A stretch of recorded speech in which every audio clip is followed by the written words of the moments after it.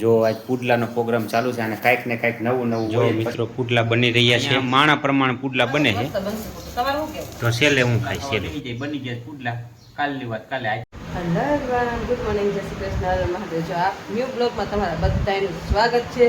તો જો સવારમાં આપણે છે ને નાસ્તા પાણી બની ગયા છે, પણ મિત્રના પપ્પા જે આવ્યા નથી એના કામકાજે આવે એટલે પછી નાસ્તો પાણી કરવા બેન આવી જવાનું છે નોકરી ઉપર. અને મારે પણ નોકરી ઉપર જવાનું છે. આવે ને પછી નાસ્તો કરવા બેસીએ અને પછી એકાબીજાની નોકરીએ વૈયા છે, કેમ કે નોકરી પર જવાનું હોય ને એટલે આ બધું વહેલું કરવું પડે. એટલા તો વહેલા ઉઠીને તો ભેગું તો થાય જ નહીં, પણ એમ કે થોડીક સ્પીડમાં કરીએ તો જલ્દી થઈ જાય.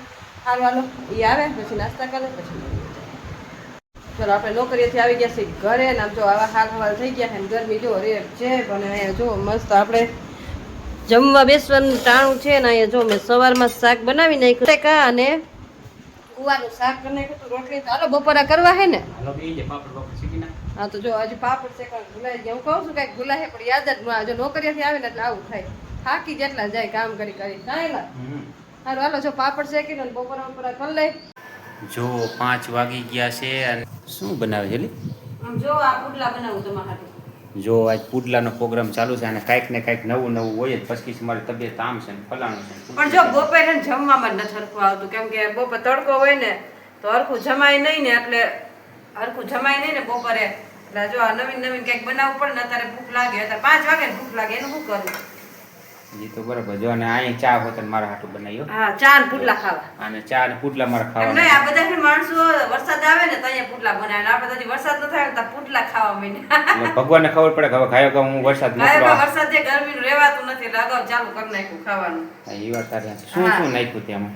જો આમાં ડુંગળી નાખી, એમ ન રહી બને, પણ આમાં ડુંગળી ને બધું નાખી તો મસ્ત લાગે. ડુંગળી ને કોથમીર ને બધો મસાલો, લસણ વાળી ચટણી બધું એડ કરીને મસ્ત તીખા તીખા તમતમતા પુડલા બનાવી નાખું. પુડલા ચા મસ્ત છે ને, મસ્ત પુડલા બનાવી નાખું. મોર ધોવાઈ ગયો. હવે પુડલા બનાવવાની વાર છે. ચાય થઈ ગયો છે તો એમાં તીખાનો ભૂકો હોત નાખ્યો. તીખાનો ભૂકો એટલે છે ને પેટમાં ગબડ ન થાય. હા, ગેસ નો થાય. ગેસ નો થાય. વઘાણી નાખી બધું નાખીને મસ્ત બનાવવું. હવે ખાઈ પછી ખબર પડે કેવા બન્યા. એ વાત હા. હાલો મિત્રો, આપણે એની જોડે આજ ખાવાના છે પુડલા. કોઈ દી ખાતા નથી, પણ ભૂખ લાગી છે એટલે કીધું આપણે ખાઈ. એટલે આપણે હાટું ચા બનાવી છે, ચા ને પુડલા ખાઈ કેવું થાય છે મજા આવે. રોજ એક ના એક વસ્તુ હોય ભાવે નહીં આપણને. રોજ અલગ અલગ કરવાનું. અલગ અલગ પૌવા બટેકા ને ગયા ના બોલ. કાલ પૌવા બટેટી થોડીક મને એસિડિટી થઈ હતી, તને કીધું તું ને મેં. હા, એટલે આજ આપણે છે ને જોઈ હા જોઈએ આપણે શું થાય. નોકું ટ્રાય કરવાનું એટલે નોકું વસ્તુ ભાવે આપણને. બસ એક ને એક કરીને તો પછી અપસેટ પડી જાય. રોજ અલગ અલગ. હાલો કાંઈ વાંધો નહીં. જો મિત્રો પુડલા બની રહ્યા છે. નાના નાના બનાવવા. ડુંગળી નાખી એટલે બહુ આ પકતા ન થાય ને. હા, નાના નાના બનાવ. નાના બને કાંઈ વાંધો નહીં. પછી ડુંગળી કાચી નહીં રહે ને, કારણ હું પાછી ઓલી દવા પીવું છું, મારે નહીં હાલે. આમાં અસલ મસ્ત ચડી જાય ડુંગળી. એવું છે. કાંઈ વાંધો નહીં. જો આજે આપણે પહેલી વખત પુડલા ખાઈ છીએ એટલે શું થાય કેવી રીતે થાય જોઈશું આપણે. કેટલા વાગે પુડલા બને જોવો તમે. 5 ને 10 મિનિટ પુડલા બને છે. એટલે મારું પુડલું છે ને એ જાડું જ બનાવ્યું છે. તો માણા પ્રમાણે પુડલા બને છે અહીંયા માણા પ્રમાણે પુડલા બને છે. હા, તમે પાત્ર તો હજી હાથીને જાડું બને. હવે થયું સેટિંગ આમાં. જાડું થઈ ગયું જો મોટું.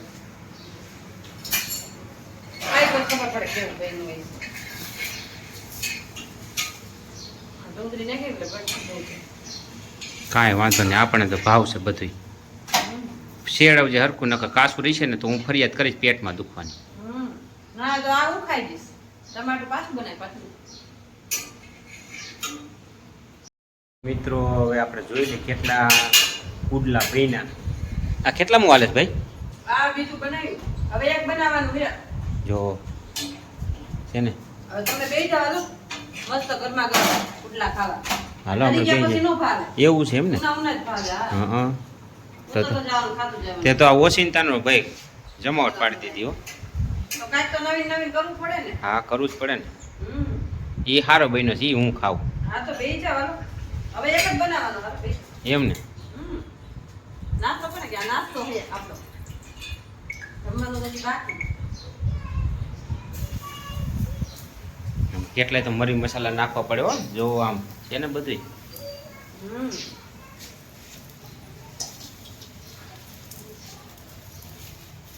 પુડલું થાય એક નંબર. એમ ને. છેલ્લું એક પુડલું સારું થયું, ઓલો તો બધા નાના નાના કર્યા, મોટું કર્યું. આવું અમને કેદુના બનાવ્યા નથી ને. આ ઓલી લોટી મૂકી નથી, ઓલી લોટી હોય ને તો એમાં ચીપકે ને એમાં ચોટી જાય.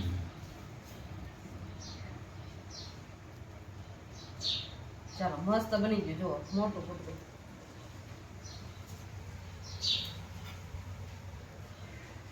હાલો તો તમે બેસી જાઓ, ચાર બાર બની ગયું છે. હાલો ચા બની ગયો, બેસી જાય બીજું શું. આ લગત મસ્ત બનશે. તમારે શું કેવું? તો છેલ્લે હું ખાઈ છેલ્લું. ના ઓલા ઠરી જાય તમારે અહીંયા. છેલ્લે છેલ્લે ન કરે પછી હાવ રહી જાય, એના કરતા ખાઈ લેવાય.